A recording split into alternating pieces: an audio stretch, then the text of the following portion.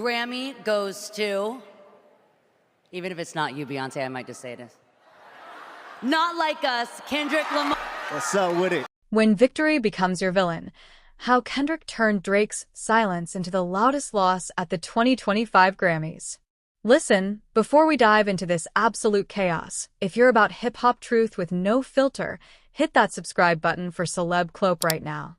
We're not here to play nice. We're here to break down what really matters in the culture. Let's get it. So the 2025 Grammys just happened, and while everybody's out here celebrating what they're calling one of the best nights in award show history, there's one name that's echoing through the silence louder than any acceptance speech: Drake. And here's the thing that makes this whole situation absolutely diabolical. He wasn't even there. Didn't show up. Wasn't nominated. But somehow, someway, he still managed to take the biggest L of the night. Let that sink in for a second. You can skip the whole event and still end up being the main character, in the worst way possible. Let's set the scene. Beyoncé finally, and I mean finally, won Album of the Year for Cowboy Carter, after more than a decade of getting passed over for that top honor. The Queen got her crown. Chappell Roan, Sabrina Carpenter, Doekiai, Charlie XCX, all these rising stars came through, performed their hearts out, took home hardware, and reminded everyone why the new generation is nothing to play with. Even with some folks feeling a way about Billie Eilish going home empty-handed, the consensus on social media was clear: no major snubs this year. That's basically unheard of for the Grammys. They actually got it right for once. But then there's Kendrick Lamar. 5 awards. 5. And not just any awards. We're talking Song of the Year and Record of the Year for Not Like Us. That's the diss track. The one that had the entire internet in a chokehold last year. The one that basically became the soundtrack to Drake's public humiliation. And if you're keeping score at home, Kendrick walked away with more awards than any other artist that night. That's not just winning, that's dominance. Now here's where it gets really spicy.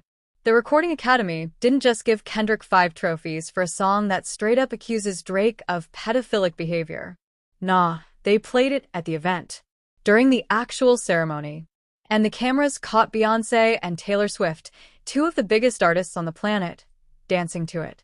Dancing to a diss track about Drake. You cannot make this up. Think about the optics for a second. Drake sitting somewhere, probably in one of his multiple mansions, watching the biggest night in music turn into a celebration of his defeat. Every award announcement, every performance transition, every moment that Not Like Us got airtime was another reminder that Kendrick didn't just win the battle, he won the war. And the culture co-signed it with the biggest stamp of approval the industry has to offer. And if you're loving this breakdown of how hip-hop politics really work, make sure you're subscribed to Celeb Clope because we're just getting started. Now, Drake's been vocal about his feelings on the Grammys. Back in 2024, he posted on Instagram calling the whole show basically irrelevant, saying it's just opinions from a secret group of people whose names you can literally Google. He told artists to remember that the show doesn't dictate shit in our world. That's a direct quote. He tried to diminish the importance of the awards, tried to act like they don't matter, tried to position himself above the whole system. And you know what? When you're winning, that stance works. It's cool to be too big for awards when you're on top. But when your rival is collecting 5 of them for a song about you, that indifference suddenly looks like cope. It looks like damage control. It looks like exactly what it is: a man trying to convince himself that losing doesn't hurt. Because here's the cold, hard truth that Drake is facing right now. He can't lawyer his way out of this. And trust me, he tried. There were cease and desist letters. There were legal threats. There was a whole apparatus of expensive attorneys trying to make this situation go away. But you can't sue away a cultural moment. You can't litigate your way back into the public's good graces. You can't take legal action against the fact that people simply like Kendrick's music more right now. The 2024 rap beef between Drake and Kendrick wasn't just about bars, though Kendrick definitely had better bars. It wasn't just about who could go harder, though Kendrick went nuclear. It was about authenticity. It was about credibility. It was about who the culture trusts. And when the smoke cleared, the verdict was in. Kendrick won. Not just because he made better diss tracks, but because he represents something that resonates deeper with where hip-hop is right now. Drake built an empire on being commercially successful, on hits, on streaming numbers, on being the biggest artist in the room. And for years, that worked. He was untouchable. But Not Like Us exposed something fundamental. When it comes down to pure rap credibility, when it comes down to who can really spit, who can really connect with the essence of the culture, Kendrick has always been on a different level. And the Grammys, the same institution Drake tried to dismiss, just confirmed what everyone already knew. Let's talk about what this means for Drake's legacy. For over a decade, he's been one of the most dominant forces in music. Period. Not just hip-hop music. His influence is undeniable. His commercial success is staggering. But this moment, this Grammy night where he became the ghost at the feast, the absence that everyone noticed, the name on everyone's lips for all the wrong reasons, this is the kind of thing that reshapes how history remembers you. You still with me? If so, show Celeb Clope some love and subscribe because we're breaking down the culture in ways nobody else will. Think about it. Kendrick's resurgence in 2024 wasn't just about dropping GNX and having it shoot to the top of the charts. It was about timing. It was about proving that substance still matters. It was about showing that you can't fake authenticity, no matter how many hits you have. And the Grammys validating Not Like Us with 5 awards, including the biggest ones, is the industry saying, yeah, we hear you.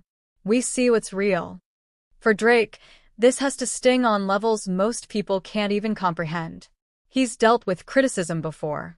He's weathered storms about ghostwriters, about cultural appropriation, about not being hard enough for hip-hop purists. But he always bounced back because the numbers don't lie, and his numbers have always been astronomical. But this is different. This is watching your rival get celebrated for destroying you. This is seeing the industry, the same one that made you rich and famous, applaud your downfall. And the internet? Oh, the internet had a field day. Social media was absolutely ruthless. Memes everywhere. Hot takes flying. Everyone from casual fans to industry insiders weighing in on what this means.